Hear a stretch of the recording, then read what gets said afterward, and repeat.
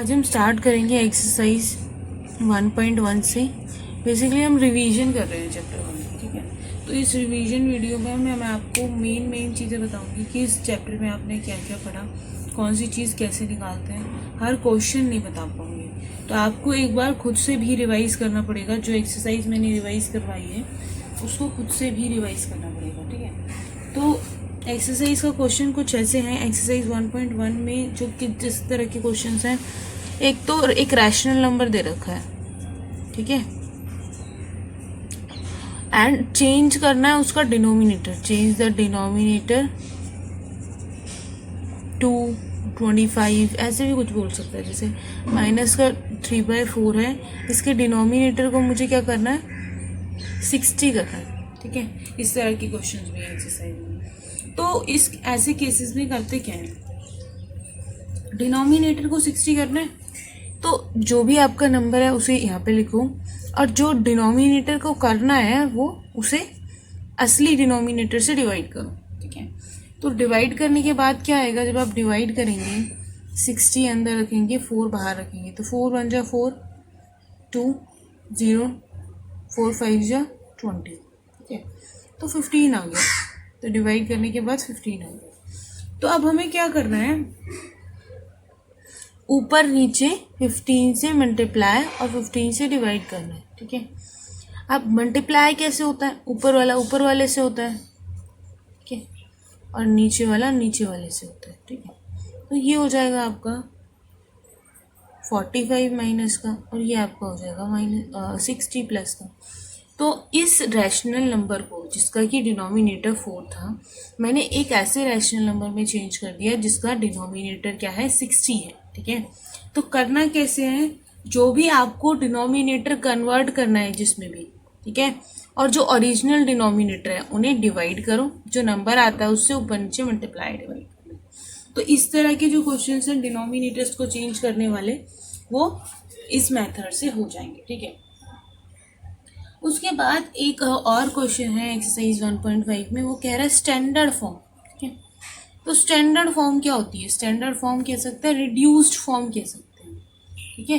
Reduced form मतलब आपको उसको सिंप्लीफाई करना है, काट काट के, जब तक कि कॉमन फैक्टर्स उसमें ख़त्म नहीं हो जाते। अब इसकी स्टैंडर्ड फॉर्म लिखनी है मुझे। अब आपको पता है कि ये 3 का मल्टीपल है, और ये भी 3 के टेबल में आता है, ये भी 3 के टेबल में आता है, ठीक है। तो अब 3 5 जा 15 होता है, 3 6 जा 18 होता है माइनस का। तो आपका आंसर आ गया माइनस का 5/6। अब इन दोनों के बीच में कोई भी कॉमन फैक्टर दिख नहीं रहा है, तो ये स्टैंडर्ड फॉर्म है। तो स्टैंडर्ड फॉर्म क्या होती है, जहाँ पे न्यूमरेटर एंड डिनोमिनेटर में कोई भी कॉमन फैक्टर ना हो, ठीक है। तो अब ये जो चीज़ है ये आपकी स्टैंडर्ड फॉर्म है, ठीक है। फिर अगला क्वेश्चन क्या कहता है, अरेंज द रैशनल नंबर्स, ठीक है। आपको रैशनल नंबर्स को क्या करना है, अरेंज करना है कि कौन सा बड़ा है कौन सा छोटा है। तो उस केस में भी आप ऐसे कर सकते हो, जैसे माइनस का 3/4, 5/6, 7/-8 एंड 2/3। तो जो भी डिनोमिनेटर्स हैं उनका एलसीएम लेना है, एलसीएम ऑफ डिनोमिनेटर्स को लेना है, ठीक है। 4 6 माइनस तो आप आगे ही लगा दो, क्योंकि नीचे वाले का जो माइनस होता है वो आगे चलेगा, ठीक है। 4 6 8 एंड 3 इनका एलसीएम लेना है। तो 4 6 8 एंड 3 का एलसीएम लेंगे तो 2, 3 पे जाएगा, ये 4 पे जाएगा, ये 3 पे जाएगा, तो ये 2, ये 1 पे जाएगा, 3, ये 2 पे जाएगा, 3 अगेन 2 पे जाएगा। अब 3 से काम लेंगे, ठीक है, 1 1 1 1। अब इसको जब आप मल्टीप्लाई करेंगे तो ये क्या आ जाएगा, 4 8 24, ठीक है। तो आपका जो एलसीएम आ गया वो 24 आ गया। एलसीएम क्या है, 24 आया, ठीक है। तो एलसीएम 24 आया, तो आपको क्या करना है, नंबर्स को लिख लेना है। 5/6, ठीक है, और माइनस का 7/8 और 2/3 नंबर्स को लिख लेना है। जैसे हम यहाँ पे कर रहे हैं ना, सेम वैसे ही करने वाले हैं। बस आपको क्या करना है, हर रैशनल नंबर का जो बेस है वो 24 बनाना है। हर रैशनल नंबर का बेस 24 बनाना है। यहाँ पे 60 बनाना था, ठीक है, चीज़ हम वही कर रहे हैं, ठीक है, लेकिन यहाँ पे पूछने का तरीका थोड़ा सा बदल गया है। तो हमें असेंडिंग ऑर्डर चेक करना है। अगर बेस सेम होता है तो असेंडिंग ऑर्डर या डिसेंडिंग ऑर्डर चेक करना ईजी होता है, ठीक है। तो हम क्या करेंगे, इन सब का जो डिनोमिनेटर है वो 24 बनाएंगे। उसे करने के लिए क्या करना पड़ता है, जो आपको जो भी डिनोमिनेटर बनाना है हमें 24 बनाना है, ठीक है, उसे ओरिजिनल डिनोमिनेटर से डिवाइड, ठीक है। तो क्या आ जाएगा, 6 आ जाएगा, ठीक है। अब हमें ये करना है, तो इसे 6 से डिवाइड करेंगे 4 आ जाएगा, ठीक है। अब इसे 8 से डिवाइड करेंगे, ये 3 आ जाएगा, ठीक है। अब 24 को 3 से डिवाइड करेंगे, ये 8 आ जाएगा, ठीक है। तो अब क्या करेंगे, इसको ऊपर नीचे 6 से मल्टीप्लाई, जो आंसर आया था, ठीक है। इसको ऊपर नीचे 4 से मल्टीप्लाई, और इसको ऊपर नीचे 3 से मल्टीप्लाई, इसको ऊपर नीचे 8 से मल्टीप्लाई, ठीक है। तो जब आप इसे कैलकुलेट कर लेंगे तो इनका बेस जो है सेम आ जाएगा। इनका बेस क्या होगा, सेम आ जाएगा। ये रब कर देती हूँ मैं यहाँ से, ठीक है। ये नंबर्स कैसे बनेंगे, ये नंबर्स कैसे बन जाएंगे, ये नंबर बन जाएगा माइनस का 18/24, ठीक है। ये बन जाएगा 20/24, ठीक है। अब ये हो जाएगा माइनस का 21/24, ये हो जाएगा आपका 16/20, ठीक है। तो आप अब कंपेयर कर सकते हैं, इसमें सबसे बड़ा कौन सा है, सबसे छोटा कौन सा, सबसे छोटा सबसे ज़्यादा नेगेटिव होता है। तो ये आपका सबसे छोटा नंबर है, ठीक है। फिर उसके बाद उससे बड़ा ये है, फिर उसके बाद उससे बड़ा ये है, और ये सबसे बड़ा है, ठीक है। तो अगर ऐसा कुछ भी क्वेश्चन पूछा जाता है असेंडिंग ऑर्डर का या डिसेंडिंग ऑर्डर का, तो आपको क्या करना है, उन सबकी रैशनल नंबर्स, जो भी रैशनल नंबर गिवन है, उन सब रैशनल नंबर्स के बेस को किस में कन्वर्ट करना है, एलसीएम में कन्वर्ट करना है, ठीक है। तो उस केस से आपका क्या हो जाएगा, असेंडिंग ऑर्डर और डिसेंडिंग ऑर्डर को करना आपका ईजी हो जाएगा, ठीक है। के बाद जो आपकी एक्सरसाइज है वो है एक्सरसाइज 1.2, ठीक है। एक्सरसाइज 1.2 में किस तरह के क्वेश्चन है, या तो एडिशन में बेस्ड है, ठीक है, कि एडिशन ऑफ रैशनल नंबर्स कैसे करते हैं। तो एडिशन ऑफ रैशनल नंबर्स करने के लिए जैसे हमारे पास मान लो माइनस का 5, माइनस का 6/8 और 13/12 ये नंबर्स हैं, ठीक है। तो सेम जैसे ही अभी हमने असेंडिंग ऑर्डर की बात करी थी, वैसे ही आप इसे भी कर सकते हैं, ठीक है। करना क्या है, इस डिनोमिनेटर्स का एलसीएम लेना है, एलसीएम ऑफ 8 और 12 लेना है, ठीक है। तो 8 और 12 का एलसीएम लेंगे तो हम 2 पहले 4, तो यहाँ पे 6, फिर 2 अगेन, 2 और 3, फिर 2 अगेन एंड 3 अगेन। उसके बाद आपको क्या मिलेगा, 1, 1। अब एलसीएम आएगा क्या, 4, 4 2 जा 8, 8 3 जा 24। तो यहाँ पे भी 24 एलसीएम हो जाएगा, ठीक है। तो अब 5 का बेस मुझे 24 बनाना है, बेस है 1, तो 24 से ही मल्टीप्लाई, 24 से ही डिवाइड करना पड़ेगा।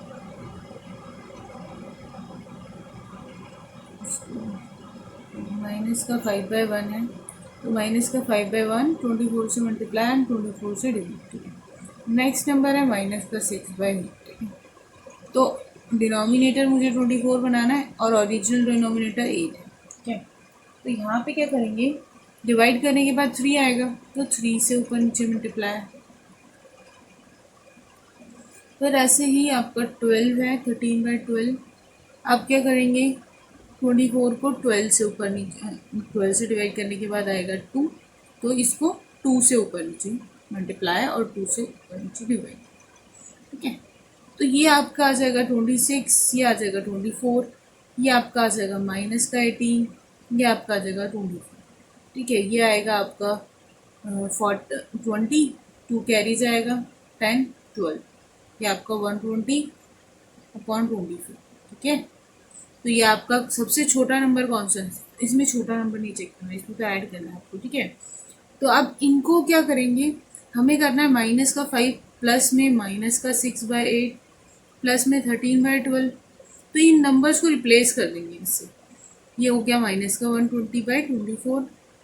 अब ये वाला हमारा बना है माइनस का 18/24, और ये वाला हमारा बना है 26/2।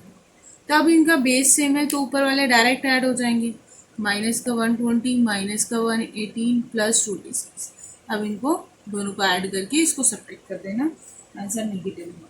ठीक है, तो एडिशन ऑफ रैशनल नंबर्स ऐसे होता है। इसके बाद क्वेश्चन नंबर सेकंड क्या कह रहा है कि 5/7 फ्रॉम 3/8। जब भी ऐसे क्वेश्चन आते हैं समथिंग फ्रॉम दिस, ठीक है, तो आपको क्या करना होता है, जैसे मुझे 5/7 फ्रॉम 3/8 करना है, सब्ट्रैक्ट करना है, तो फ्रॉम वाला पहले आता है 3/8 माइनस 5/7।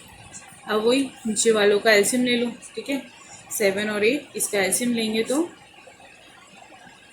56 आ जाएगा इनका एलसीएम। ठीक है, एलसीएम निकाल के चेक कर लेना, एलसीएम ऑफ 7 एंड 8 आ जाएगा 56। ठीक है, तो दूसरा तरीका अगर करना चाह रहे हो तो वो ये है कि 56 को नीचे रखा, ठीक है, अब 8 को डिवाइड किया 56 तो क्या आएगा 7 और उसे 3 से मल्टीप्लाई माइनस, अब 7 को डिवाइड किया 56 से आएगा 8, उसे मल्टीप्लाई कर दिया 5 से, तो ये आपका हो गया 21 माइनस 40.56। ठीक है, इसे सब्ट्रैक्ट कर दो कितना आएगा 19.56, किसके साथ, नेगेटिव साइन के साथ, क्योंकि 40 बिगर है। तो जब भी ऐसे क्वेश्चंस आते हैं तब भी आप कर सकते हो। ठीक है, इसमें जो नई चीज़ें हैं वो ये है क्लोजर प्रॉपर्टी, वो कहता है closure property of addition verify करो, closure property of addition verify करो। ठीक है, तो ऐसा अगली एक्सरसाइजेज में भी वो कह रहा है कि closure property of multiplication verify करो, एसोसिएटिव प्रॉपर्टी वेरीफाई करो। क्लोजर प्रॉपर्टी सबसे पहले एडिशन की होती क्या है कि अगर कोई भी दो रैशनल नंबर्स हैं a/b और c/d, तो उन्हें ऐड करने के बाद भी रैशनल नंबर आए। ठीक है, तो कहने का मतलब है this is a rational number, ये हमें प्रूफ करना होता है जब भी हमें बोला जाता है कि closure property of addition verify करो for x and y. Question कुछ इस तरह से है, एक्स की वैल्यू 1/3 दे रखी है एंड वाई की वैल्यू माइनस का 5/6 दे रखी है। तो closure property of addition verify करने के लिए हमें ये निकालना पड़ेगा कि ये रैशनल नंबर आ रहा है या नहीं आ रहा, और रैशनल नंबर होते किस तरह के, p/q की फॉर्म के होते हैं, जहाँ पे q क्या होता है, 0 नहीं होता। तो देख लेते हैं ये आ रहा है या नहीं आ रहा। 1/3 प्लस में माइनस का 5/6, प्लस माइनस माइनस होता है, तो 1/3 माइनस में 5 का 6, 5/6। एलसीएम लिया तो 6 आ गया। ठीक है, एलसीएम लिया तो 6 आ गया। अब 3 को डिवाइड किया 6 से, 2 आया, 2 को मल्टीप्लाई कर दिया ऊपर वाले से।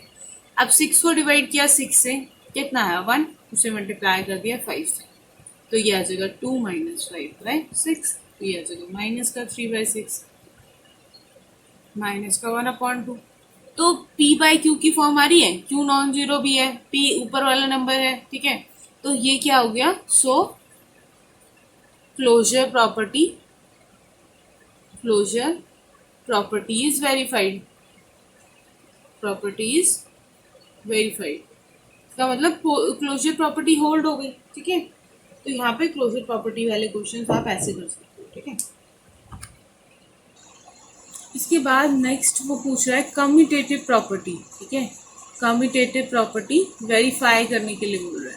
ठीक है, तो सबसे पहले कम्यूटेटिव प्रॉपर्टी होती क्या है। ठीक है, कम्यूटेटिव प्रॉपर्टी क्या होती है, तो कम्यूटेटिव प्रॉपर्टी होती है कि अगर आप किसी भी दो रैशनल नंबर्स को ऐड कर रहे हैं a/b एंड c/d, तो उनके ऑर्डर से कोई चेंज नहीं आएगा, चाहे आप a/b के साथ c/d को ऐड करें या c/d के साथ a/b को ऐड, दोनों केसेस में क्या आएगा, इक्वल आंसर आएगा। इसे कहते हैं commutative property of addition, addition की बात कर रही हूँ मैं। ठीक है, तो क्वेश्चन में ऐसे भी पूछ रखा है कि commutative property of addition verify करो y एंड z के लिए, तो y की वैल्यू दे रखी है माइनस का 5/6 एंड z की वैल्यू दे रखी है माइनस का 1/2।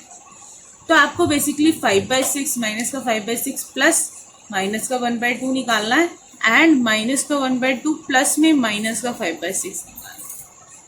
ठीक है, तो इन दोनों को सॉल्व करने के बाद सबसे पहले तो प्लस माइनस माइनस होता है, तो ये आ जाएगा माइनस का 1/2। ठीक है, और ये भी आपका माइनस का 1/2 माइनस का 5/6, दोनों के नीचे 2 एंड 6 ही है, एलसीएम 6 आएगा। ठीक है, एलसीएम 6 आया, 6 को 6 से डिवाइड किया 1 आया, उसे -5 से मल्टीप्लाई कर देना, तो -5 ही आ जाएगा गेन। अब 2 को डिवाइड किया 6 से तो 3 आएगा, तो 3 को मैंने 1 से मल्टीप्लाई कर दिया। ऐसे सेम यहाँ पे 6 एलसीएम था, ठीक है, 2 को डिवाइड किया तो 3 आया, उसे 1 से मल्टीप्लाई कर दिया तो -3 आ गया, ठीक है। 6 को 6 से किया तो 1 आया, तो 1 को मैंने -5 से किया तो आपका -5। अब ये कितना आएगा, -8/6, और ये भी कितना आएगा, -8/6। तो दोनों चीज़ें इक्वल आ गई ना, दोनों चीज़ें इक्वल आ गई।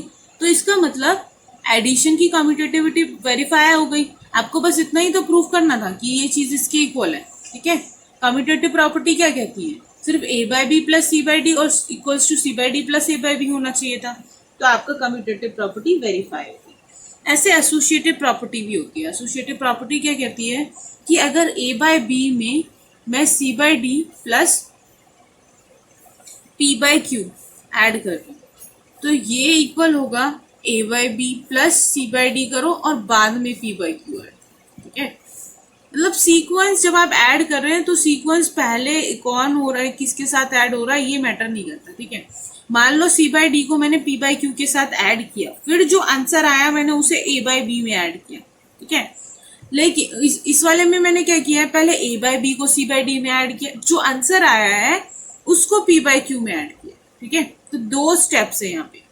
तो यहाँ पे जब भी आप एसोसिएटिव प्रॉपर्टी वेरीफाई करने के लिए कही जाती है तो आप क्या करेंगे, सबसे पहली बात एसोसिएटिव प्रॉपर्टी 3 रैशनल नंबर्स के बीच में होती है, ठीक है। तो यहाँ पे a/b, c/d एंड p/q है। तो हम क्या करेंगे, सबसे पहले जैसे मान लो मुझे ये वेरीफाई करना है, तो ये 1/3 दे रखा है मुझे, ये दे रखा है -5/6, ये दे रखा है -1/2, ठीक है।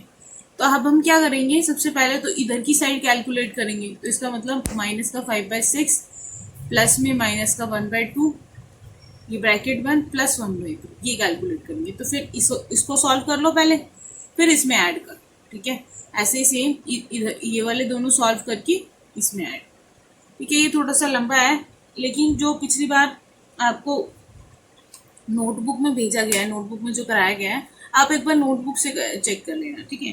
तो ये थोड़ा सा लंबा है, इस वीडियो में मैं कवर नहीं कर पाऊंगी, इसमें काफ़ी टाइम लग जाएगा।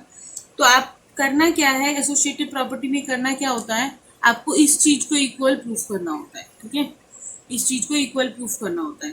आपको a/b की वैल्यू गिवन होगी, आपको गिवन होगा, अगर एसोसिएटिव प्रॉपर्टी का मतलब होता है कि अगर x + y + z करूँ मैं, या फिर x + y बाद में z करूँ, पहले x किया उसमें y + z ऐड कर दिया, यहाँ पे x + y निकाला फिर उसमें z ऐड कर दिया, ठीक है। तो एसोसिएटिव प्रॉपर्टी एक्चुअल में ये होती है।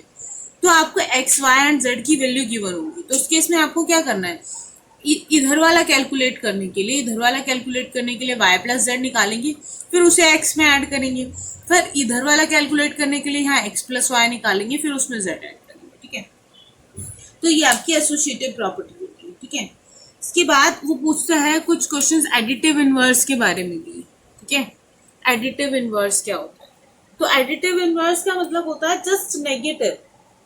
जैसे आपका कोई भी नंबर गिवन है, उसके आगे जस्ट नेगेटिव नंबर लगाना है। जैसे मान लो मेरे पास एक नंबर है, एडिटिव इनवर्स निकालना है मुझे, एडिटिव इनवर्स निकालना है, और किसका निकालना है मुझे, -1 + 4/17। तो सबसे पहले तो इसी को ही सॉल्व कर लो, क्या आएगा 17 को इसके नीचे 1 है, 1 से डिवाइड किया 17 ही आ गया, और 17 को मल्टीप्लाई कर दिया 1 से, 17 को 17 से डिवाइड 1 आया, 4 को 1 से मल्टीप्लाई, तो ये -17 + 4/17। तो इसे जब आप प्लस माइनस माइनस होता है तो करेंगे तो ये -13/17 आ जाएगा। अब एडिटिव इनवर्स क्या होता है, एडिटिव इनवर्स होता है जस्ट नेगेटिव। तो एडिटिव इनवर्स क्या आ जाएगा इसका, एडिटिव इनवर्स क्या आ जाएगा इसका, -13/17। अब माइनस माइनस प्लस होता है तो 13/17 आंसर, ठीक है। तो आपका ये आंसर आ जाएगा। अब उसके बाद 8th क्वेश्चन कुछ ऐसा है कि आपको उसे p/q में एक्सप्रेस करना है। 3 नंबर से रखें, आपको कुछ भी नहीं करना है, नॉर्मल ऐड करना है। आपको नीचे वाले डिनोमिनेटर्स का एलसीएम लो और ऐड करो, ठीक है।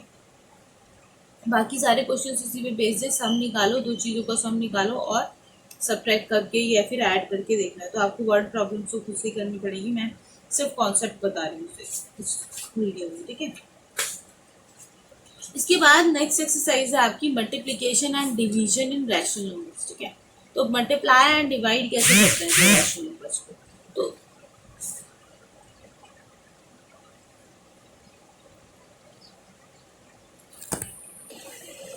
नेक्स्ट है आपका एक्सरसाइज 1.3। तो एक्सरसाइज 1.3 आपकी बेस्ड है मल्टीप्लिकेशन एंड डिवीजन, ठीक है, एंड डिवीजन। तो सबसे पहले दो रैशनल नंबर्स को मल्टीप्लाई एंड डिवाइड कैसे करते हैं ये तो आप 7th में भी सीख के आते हैं। जैसे मान लो a बाई बी को मुझे मल्टीप्लाई करना है c बाई डी से, तो क्या करेंगे, ऊपर वाला ऊपर वाले से मल्टीप्लाई एंड नीचे वाला नीचे वाले से मल्टीप्लाई, ठीक है। ऐसे ही अगर मुझे डिवाइड करना है a बाई बी को c बाई डी से, तो क्या करते हैं, इसके रिवर्स से मल्टीप्लाई कर देते हैं। a बाई बी के को मल्टीप्लाई कर दिया इसके रिवर्स से, इसका रिवर्स d बाई सी होगा। अब फिर normal multiplication a D by C, ठीक है। तो ये तो हो गया मल्टीप्लाई कैसे करते हैं, डिवाइड कैसे करते हैं। अब इसमें भी एक तरह का क्वेश्चन है क्लोजर प्रॉपर्टी ऑफ मल्टीप्लिकेशन, ठीक है। क्या कह रहा है, closure property of multiplication verify करना है ऑफ मल्टीप्लिकेशन। तो क्लोजर प्रॉपर्टी सबसे पहले क्या थी, मल्टीप्लिकेशन की करनी है, यहाँ पे एडिशन की करी हमने अभी भी। तो उसमें क्या किया था, हमने x प्लस वाई निकाला था और बताया था वो रैशनल नंबर है।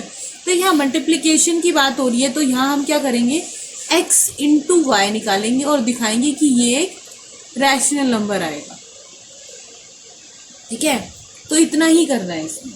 तो x इंटू वाई निकालने के लिए मान लो आपको x की वैल्यू 2/13 गिवन है एंड y की वैल्यू माइनस का 3/5 गिवन है। तो x into y is 2/13 into minus का 3/5, ठीक है। तो ये 2 इंटू माइनस का 3 और 13 इंटू 5, ये माइनस का 6/65, ठीक है। अब क्योंकि ये एक रैशनल नंबर है, this is a rational number, तो यहाँ पे लिख देंगे -16/65 इज अ रैशनल नंबर, ये एक रैशनल नंबर है। So closure property is verified, closure property is verified, verify हो गई क्लोजर प्रॉपर्टी, ठीक है। अब इसके बाद जो नेक्स्ट चीज है, नेक्स्ट है क्लोजर प्रॉपर्टी इन डिवीजन, ठीक है। तो क्लोजर प्रॉपर्टी इन डिवीजन भी सेम ऐसे ही रहेगा आपका। डिवाइड के लिए अगर क्लोजर चेक करना है तो आप क्या चेक करेंगे कि x डिवाइडेड बाय y, कि ये जो आपका x डिवाइडेड बाय y आएगा ये भी एक रैशनल नंबर आएगा, ठीक है। तो आपको सिर्फ x डिवाइडेड बाय y निकाल के दिखाना है और वो एक रैशनल नंबर आएगा, ऑब्वियसली रैशनल नंबर आएगा, ठीक है। मैं इसमें ज़्यादा डिटेल में नहीं जा रही। उसके बाद कम्यूटेटिव प्रॉपर्टी, ये बहुत इजी सा है कम्यूटेटिव प्रॉपर्टी। और ये एसोसिएट जो आपकी क्लोजर प्रॉपर्टी है 3 बार हो गई, अब तो समझ आ जानी चाहिए। कम्यूटेटिव प्रॉपर्टी ऑफ मल्टीप्लिकेशन, तो कम्यूटेटिविटी पिछली बार क्या थी, मल्टीप्लिकेशन। कम्यूटेटिव प्रॉपर्टी पिछली बार ये थी एडिशन में x plus y is equals to y plus x, ये थी कम्यूटेटिव प्रॉपर्टी। यहाँ प्लस था, ठीक है, अगर एडिशन था तो यहाँ प्लस था, अगर यहाँ क्योंकि वो मल्टीप्लिकेशन कह रहा है तो यहाँ पे मल्टीप्लाई आ जाएगा। इसका मतलब सिर्फ आपको ये वेरीफाई करना है कि x इंटू वाई और y इंटू एक्स दोनों सेम होगा, ठीक है। तो आपको मान लो मैं x की वैल्यू दे देती हूँ 2/13 एंड y की वैल्यू दे देती हूँ माइनस का 3/5। तो आप क्या करेंगे, x इंटू वाई निकालेंगे, इसका मतलब 2/13 इंटू माइनस का 3/5 निकालेंगे विच इज माइनस का 6/65, और y इंटू एक्स निकालेंगे, इसका मतलब माइनस का 3/5 इंटू 2/13 निकालेंगे, तो ये भी आपका माइनस का 6/65। So x into y is equals to y into x. So commutative property verified, commutative property is verified. तो इसका मतलब कम्यूटेटिव प्रॉपर्टी आपकी वेरीफाई होती है, ये आपकी कम्यूटेटिव प्रॉपर्टी होती है, ठीक है। एडिशन की, सॉरी मल्टीप्लिकेशन की कम्यूटेटिव प्रॉपर्टी होती है, लेकिन यहाँ पे हमने एडिशन की कम्यूटेटिव प्रॉपर्टी पढ़ी, मल्टीप्लिकेशन की पढ़ी, लेकिन डिवीजन में कोई कम्यूटेटिव प्रॉपर्टी नहीं होती, ठीक है। तो ऐसे ही नेक्स्ट है एसोसिएटिव प्रॉपर्टी ऑफ मल्टीप्लिकेशन। तो एसोसिएटिव प्रॉपर्टी ऑफ मल्टीप्लिकेशन क्या होता है, जैसे अभी अभी हमने एडिशन में पढ़ा एसोसिएटिव प्रॉपर्टी। एडिशन में एसोसिएटिव प्रॉपर्टी क्या थी, x plus y plus z is equals to x plus y और बाद में z ऐड कर, ये एडिशन में थी। तो हर जगह एडिशन की जगह मैं अगर मल्टीप्लिकेशन लगा दूँ तो ये मल्टीप्लिकेशन की हो जाएगी। तो यहाँ पे डॉट, यहाँ पे डॉट, यहाँ पे डॉट, कहने का मतलब है x इंटू वाई इंटू में z is equals to x into में y मल्टीप्लाई बाय जेड। तो आपको यहाँ पे x इंटू वाई निकालना है और फिर z से मल्टीप्लाई करना है, यहाँ पे y इंटू जेड निकालना है फिर x से मल्टीप्लाई करना है। ठीक है, तो जो दोनों आंसर्स आएंगे, दोनों केसेस में जो आंसर्स आएंगे वो सेम आएंगे। ठीक है, ये है आपकी एसोसिएटिव प्रॉपर्टी। इसके बाद नेक्स्ट जो क्वेश्चन आता है वो है मल्टीप्लिकेटिव इनवर्स। ठीक है, तो अगले क्वेश्चन, कुछ अगला टाइप का जो क्वेश्चन है वो है मल्टीप्लिकेटिव इनवर्स। ठीक है, मल्टीप्लिकेटिव इनवर्स या वो एक और वर्ड यूज करता है रेसिप्रोकल। रेसिप्रोकल, ठीक है, तो अगर दोनों में से कुछ भी लिखा होता है तो मतलब सेम ही है। तो रेसिप्रोकल होता क्या है? अगर मैं ए बाई बी की बात कर रही हूँ तो ए बाई बी का रेसिप्रोकल होता है बी बाई। ठीक है, तो मान लो मुझे एक ऐसा नंबर गिवन है 36/7 डिवाइडेड बाय -49/28, इसका रेसिप्रोकल निकालना है मुझे। ठीक है, तो सबसे पहले तो हम इसे सॉल्व भी करेंगे।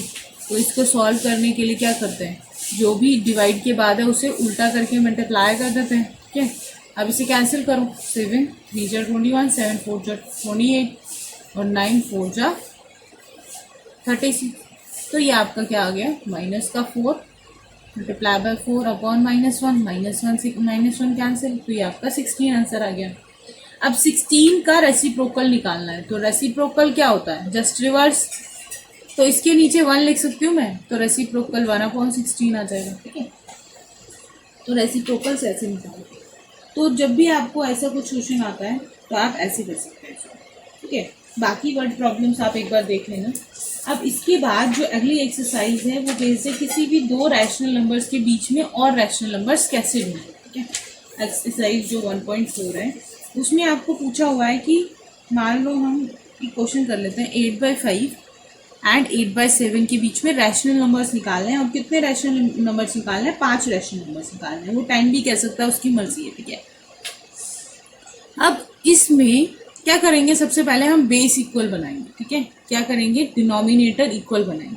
तो डिनोमिनेटर इक्वल बनाने के लिए सबसे पहले जो भी इसका डिनोमिनेटर है उसको इससे मल्टीप्लाई कर दो, और जो इसका डिनोमिनेटर है उसे इससे मल्टीप्लाई कर दो।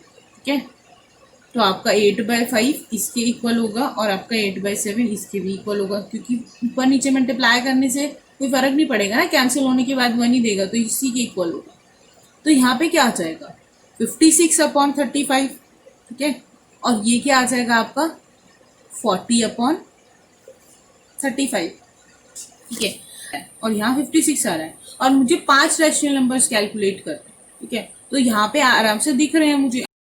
तो इसके बाद क्या करेंगे हम, डिनोमिनेटर इक्वल करने के बाद आपको पता है कि 40/35 है वो लेसर है और 56/35 जो है वो बिगर है। ठीक है, 5 रैशनल नंबर निकालना है इन बिटवीन, 5 रैशनल नंबर निकालना है इन बिटवीन, ये 10 रैशनल नंबर्स के लिए भी कह सकते हैं।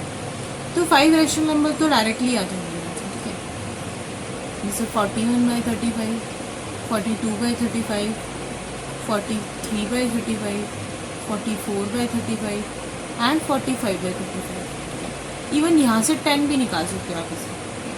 लेकिन किसी किसी केसेस में जब आप डिनोमिनेटर इक्वल कर देंगे तो जितने रैशनल नंबर्स वो पूछ रहा है उतने रैशनल नंबर्स आपको मिलेंगे नहीं। ठीक है, जैसे एक क्वेश्चन हम करते हैं 2/3 एंड 4/5। ठीक है, तो डिनोमिनेटर्स हमने इक्वल किए, 2/3 है एंड 4/5।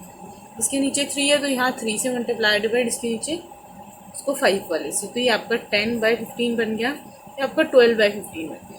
अब मुझे 5 रैशनल नंबर निकालने थे इन बिटवीन।